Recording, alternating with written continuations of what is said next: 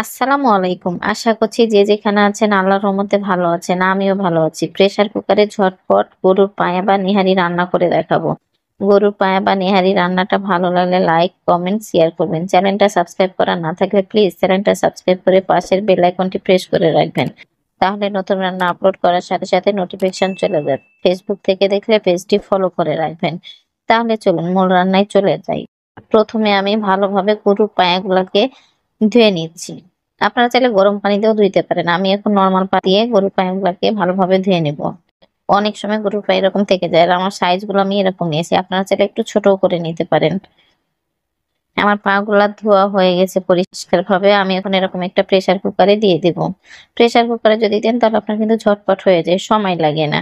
যদি pressure cooker ছাড়া রান্না করেন তাহলে অনেক সময় লেগে যায়। দিয়ে দিলাম 3 টুকরা তেজপাতা, 3টা সাদা এলাচ, 3টা লবঙ্গ, 2 টুকরা দারচিনি, কয়েকটা গোলমরিচ দিয়ে দিলাম। আমার গোটা মশলা দেওয়া হয়ে গেছে। দিয়ে দিচ্ছি আদা রসুন বাটা 2 চামচ, পেঁয়াজ বাটা 2 চামচ, হলুদ গুঁড়া হাফ চামচের বেশি, মরিচের গুঁড়া হাফ চা চামচ, ধনিয়া গুঁড়া হাফ চামচ, লবণ 2 চামচ। ভালোভাবে এখন হাত দিয়ে মাখিয়ে নেব। আর অবশ্যই খেয়াল করেছেন আমি এখানে কোনো কাটা পেঁয়াজ বা রসুন দিইনি। আমি কিন্তু বাটা গুলাই দিয়েছি। বাটা পেঁয়াজ দিলে কি হয় যে আপনার গ্রেভিটা গাঢ় হয়। আমি এখন হাত ধোয়া পানি দিয়ে দিলাম হাড্ডি বরাবর। একটু ঝাঁকিয়ে নিলাম মশলা যেগুলো পাশে ছিল, তাহলে আমার হাড্ডির সাথে লেগে যাবে। দিয়ে দিচ্ছি হট টমেটো সস 1 চামচ দিলাম। চোখের মাপে, আপনারা অবশ্যই চামচ দিয়ে মেপে দিতে পারেন। একটু নেড়ে চেড়ে ঢাকনা দিয়ে ঢেকে দিচ্ছি। আমি এখন এখানে কিন্তু 5টা সিটি দিয়ে নেব, তাহলে আপনার পারফেক্ট গরুর পায়াটা সিদ্ধ হয়ে যাবে।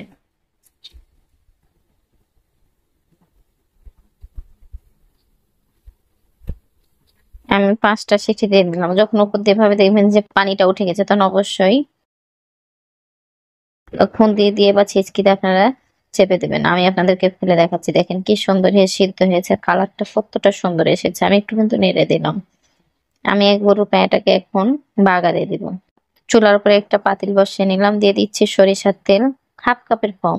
রসুন একটা গোটা দিয়ে দিলাম, তবে ফলগুলো গোটা গোটা, আমি কিন্তু কেটে দিইনি। রসুনের ফলগুলোকে ভেজে নিচ্ছি।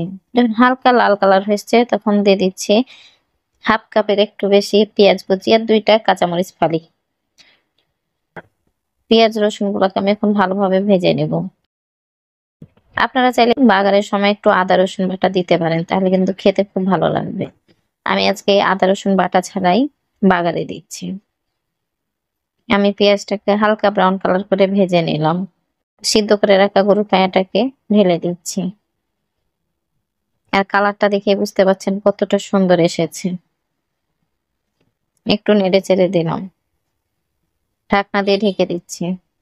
যখন পাটা ফুটে এসেছে তখন দিয়ে দিলাম চিনি 1 চা চামচ।